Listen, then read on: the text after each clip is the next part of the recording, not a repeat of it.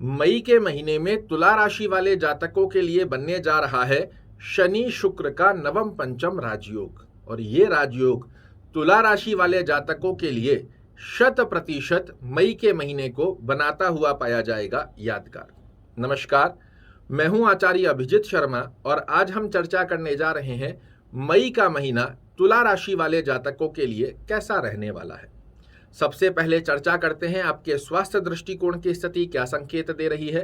तो आपके लग्न के स्वामी शुक्र महाराज 2 मई को आपके भाग्य में आ जाएंगे। इससे बहुत ही सुंदर योग बन रहा है जो कि पूर्णतया संकेत देता है कि मई का महीना 2 मई से स्वास्थ्य दृष्टिकोण की स्थिति बहुत पुष्टिगत अवस्था में आपके लिए निर्मित करेगा।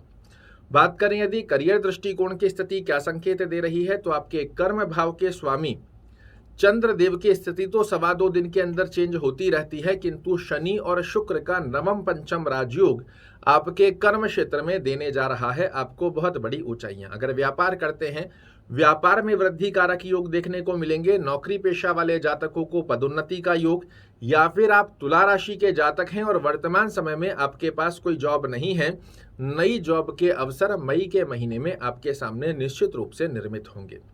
बात करें यदि फाइनेंस दृष्टिकोण की स्थिति क्या संकेत दे रही है, तो आपके धन भाव के स्वामी मंगल महाराज 11 मई तक आपके भाग्य में बने हुए हैं। उसके पश्चात ये आपके कर्म भाव में जाकर नीच के होंगे।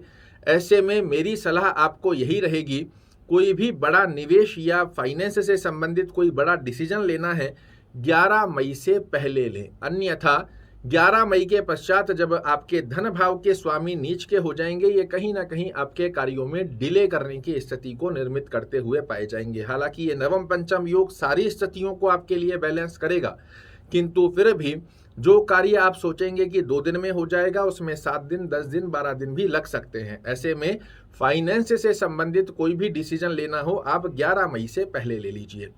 बात करें यदि भाग्य दृष्टिकोण की स्थिति क्या संकेत दे रही है, तो आपके भाग्य स्थान के स्वामी बुध महाराज 7वें भाव में बने हुए हैं। बड़ा सुंदर योग है। 2 मई से आपके लग्नेश शुक्र महाराज एक त्रिकोण के स्वामी होकर त्रिकोण में आ जाएंगे। तो ये तो बिल्कुल निसंकोच होकर कहा जा सकता है कि मई के महीने में 100% तुला राशि वाले जातक अनुभूति करेंगे कि भाग्य का साथ कहते किसको है। जहां हाथ डालेंगे वहां से निकाल कर लाएंगे सफलता।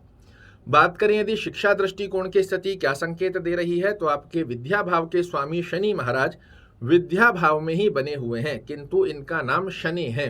शनि अर्थात धीरे धीरे ये कहीं ना कहीं आलस्य प्रवृत्ति की स्थितियों को भी विद्यार्थियों के शरीर में एक्टिवेट करते हैं। ऐसे में अपने आलस्य को त्याग कर यदि आप अपनी विद्या पर प्रॉपर सिस्टम में फोकस करते हैं, तो अपनी दक्षता के दम पर आप समाज में, परिवार में, कुटुंब में बहुत अच्छी उपलब्धि को प्राप्त करते हुए पाए जाएंगे। बात करें यदि यात्रा दृष्टिकोण की स्थिति क्या संकेत दे रही है, तो 2 मई के पश्चात पूरे महीने, चाहे आप व्यापारिक यात्रा कर रहे हैं, चाहे भौतिक सुखों को प्राप्त करने वाली यात्रा, दोनों ही यात्राएं आपके लिए बेहद सुंदर रहने वाली है। बात करें यदि दाम्पत्य जीवन की स्थिति का योग क्या संकेत दे रहा है, तो दाम्पत्य जीवन के स्थान पर आपके चतुर्ग्रही योग बना हुआ है। सूर्य, राहु, बुध और गुरु महाराज यहाँ रहेंगे। 15 मई को सूर्य महाराज स्थानांतरण करेंगे। तो ऐसे में दाम्पत्य जीवन के स्वास्थ्य का थोड़ा ध्यान रखने की आवश्यकता रहेगी, या अंडरस्टैंडिंग रिलेटेड इशू क्रिएट हो सकते हैं। इसे आपको बैलेंसिंग बनाकर रखना जरूरी रहेगा। प्रेम संबंधों की यदि हम बात करें, तो मई का महीना जो भी व्यक्ति प्रेम संबंध में लिप्त हैं उनके लिए बेहद सुंदर बना हुआ है। बात करें यदि शुभ अंक की, तो आपके लिए शुभ अंक बनते हैं 2, 7, 3 और 11।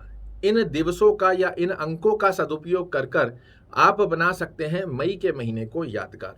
शुभ रंगों की यदि हम बात करें, तो सफेद रंग, हरा, काला और नीले रंग का प्रयोजन कर बहुत ही सुंदर लाभ आप मई के महीने में प्राप्त कर सकते हैं। शुभ दिवसों की यदि हम बात करें, तो शुक्रवार, बुधवार और शनिवार।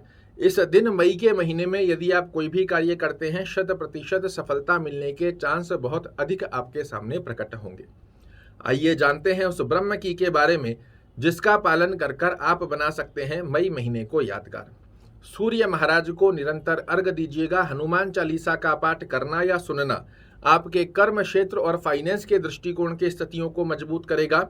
इसी के साथ में ओम नमो भगवते वासुदेवाय नमः इस मंत्र का जाप भी करना आपके सांसारिक जीवन में बड़ी ही शांतिप्रद अवस्थाओं को निर्मित करता हुआ पाया जाता है। आशा करता हूं मेरे द्वारा दी गई ये जानकारी आपको पसंद आएगी। कल फिर से एक नई जानकारी लेकर आपके सामने उपस्थित होऊंगा। तब तक के लिए नमस्कार।